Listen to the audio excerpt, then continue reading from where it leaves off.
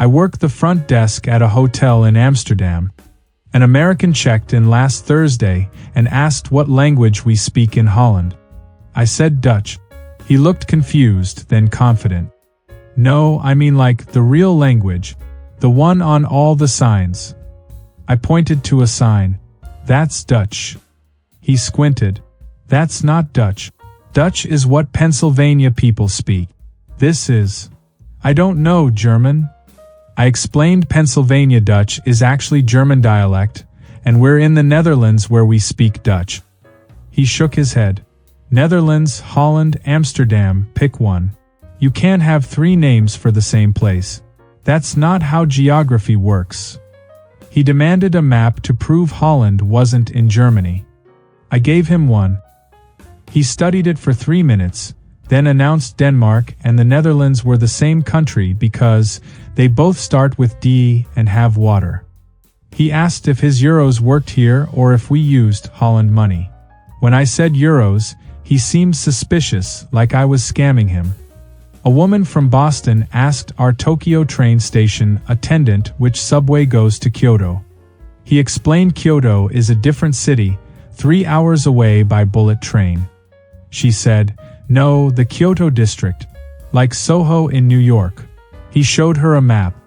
She insisted the map was wrong because Japan isn't that big. Real quick, a guy in Barcelona asked his taxi driver to take him to the Eiffel Tower. The driver said that's in Paris. The guy replied, yeah, the Paris part of Spain. These stories aren't rare.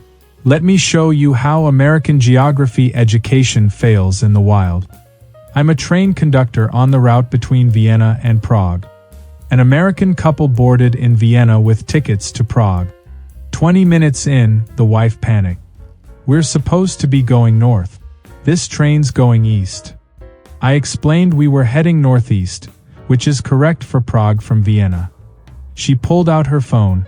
Google Maps says Prague is above Vienna. Above means north. This train's going the wrong direction. Her husband backed her up. We learned in school, north is up, south is down. Prague's higher on the map. I showed them a compass. We were heading north-northeast. The wife frowned at it like it was broken. That can't be right. We're moving toward Russia, and Russia's sideways from Austria. She demanded we turn the train around and go straight up the map. When I explained trains follow tracks, not map orientations, she asked to speak to whoever designed such a confusing route. Her husband took photos of the countryside, muttering about reporting this to the American embassy for false advertising. They got off at the next stop, convinced we'd taken them to Slovakia by mistake. We hadn't even left Austria yet. I run a pharmacy in Copenhagen. A tourist came in asking for medication.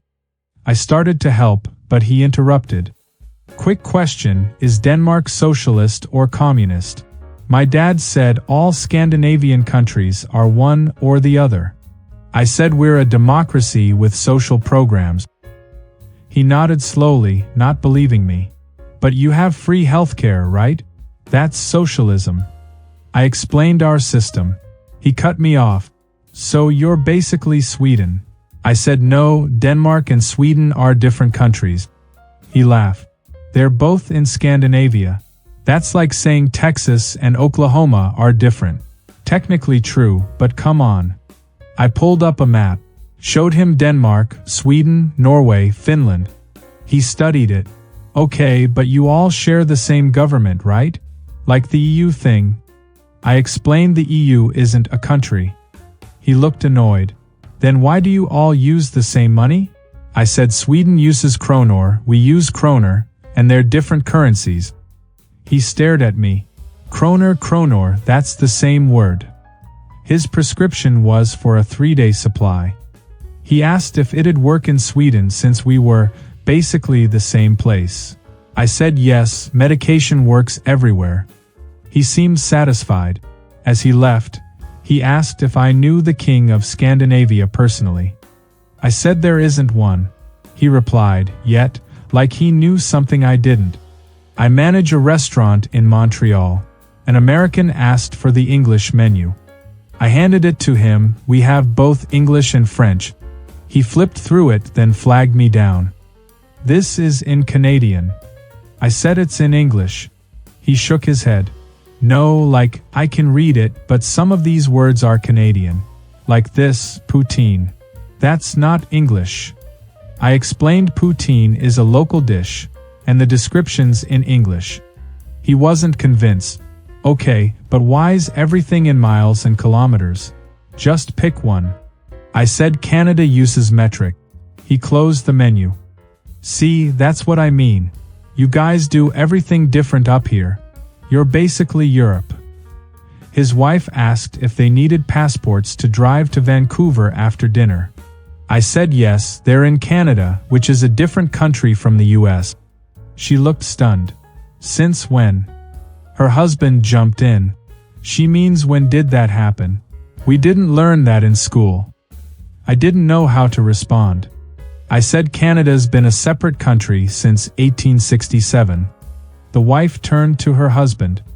That's after the Civil War. How did we not notice? He shrugged. Probably wasn't important. They ordered burgers, paid in US dollars, and left a Yelp review saying our restaurant was pretty good for a foreign country. We're 4 hours from New York. I work at a museum in Cairo.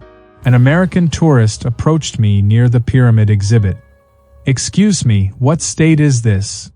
I said Egypt's a country. She nodded. Right, but which US state is it in?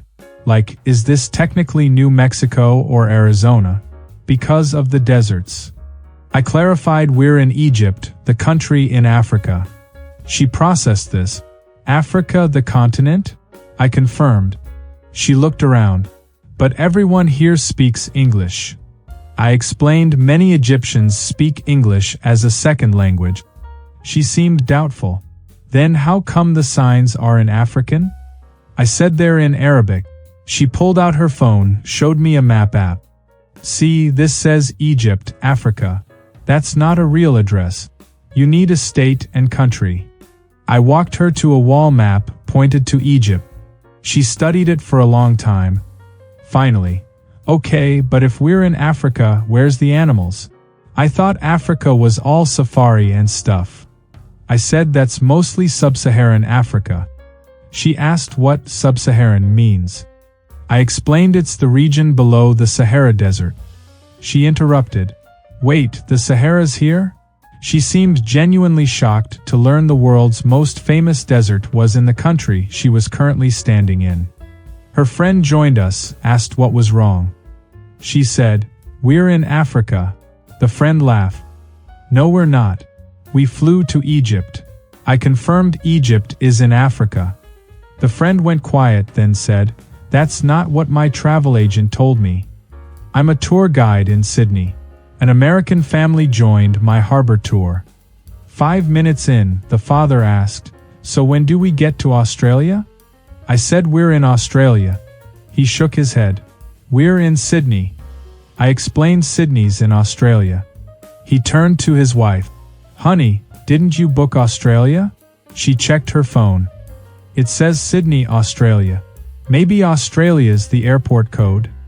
Their teenage son groaned. "Dad, Australia's the country." The father ignored him. He asked me, "If this is Australia, where's the outback?" I said the outback's inland, in the country's interior. He looked skeptical. "But we're on water. How can we be in Australia if we're surrounded by water?" I explained Australia's an island continent. He processed this slowly. "An island? Like Hawaii?" I said much, much larger. He squinted at the harbor. "This doesn't look that big." His wife asked if we'd see kangaroos. I said not in the city, but maybe in the suburbs or parks. She seemed disappointed. I thought Australia was all kangaroos and desert. I said there are cities too, like the one we're currently in. The son asked a decent question about the opera house. The father interrupted. "Hold on, if Australia's an island, and we're in Sydney, can we drive to Melbourne or do we need a boat?" I said we can drive.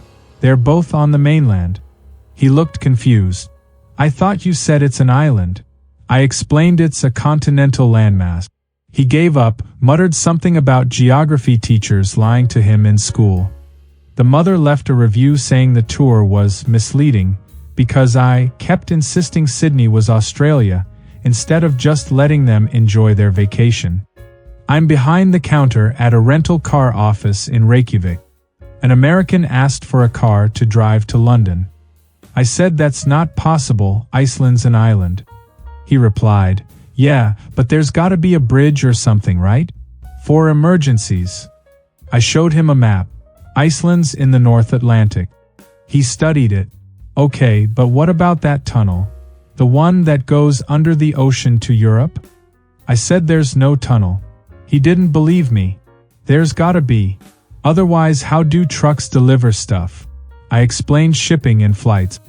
He looked annoyed. That's so inefficient. Why hasn't anyone built a bridge? I said it's over 800 kilometers of open ocean. He nodded like that proved his point. Exactly. That's like, what, 400 miles? The Golden Gate Bridge is almost that long. I told him the Golden Gate is about 2 kilometers. He waved that off. Details. Point is, it's possible. I asked if he'd ever looked at a map of the North Atlantic. He said, I've seen Greenland. It's right there. Just build a bridge to Greenland, then another one to Europe. I gave up and suggested he fly to London instead. He asked if the rental car could be delivered to the London airport so he could drive back. I said no. He asked why not, aren't we all in the EU? I explained Iceland's not in the EU, and regardless, you can't drive from London to Iceland. He left frustrated, convinced I was gatekeeping some secret car route. I manage a hotel in Brussels. Last month, an American guest came to the desk upset. I was told this hotel was in Europe. I said it is. Brussels is the capital of Belgium in Europe. He shook his head. No, I mean real Europe. Like Paris or Rome. I explained Belgium is in Europe, between France and the Netherlands. He pulled out his phone. My GPS says I'm in Brussels. That's not on the list of European countries I memorized. I asked what list. He opened his notes app, showed me. It said, European countries. England, France, Italy, Germany, Spain, Greece. That was it. 6 countries. I told him Europe has 44 to 50 countries depending on how you count. He looked horrified. That's impossible. We learned 6 in school. I pulled up a map, started pointing. He stopped me at Poland. Wait, Poland's in Europe? I thought that was by Russia. I said Russia's partially in Europe too. He sat down, genuinely shaken. Are you telling me everything I learned about geography was wrong? I suggested not wrong, just incomplete. He asked how many continents there are. I said 7 generally. He counted on his fingers. North America, South America, Europe, Asia, Africa, Australia. That's 6. I mentioned Antarctica. He stared at me. That doesn't count. Nobody lives there. I didn't argue. He asked if his travel insurance covered visiting countries that aren't supposed to exist. I assured him Belgium exists. He looked around the lobby. Then why's everyone speaking French? I thought Belgium was Dutch. I explained we speak Dutch, French, and German here. He put his head in his hands. This is too much. I'm going back to my room.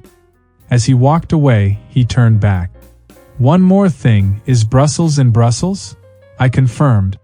He nodded. Okay. Just checking. Geography education in America often stops at memorizing capitals and pointing at continents on a blank map. But geography isn't just locations, it's understanding how places relate, how borders work, how countries function differently. Without that context, tourists end up arguing with trains about cardinal directions and insisting islands have bridges. The stories keep coming. Yesterday, someone asked if Belgium's near London. Tomorrow, someone will probably ask if Europe uses dollars. and I'll keep explaining, one confused tourist at a time, that the world's bigger and more complex than they learned in 6th grade.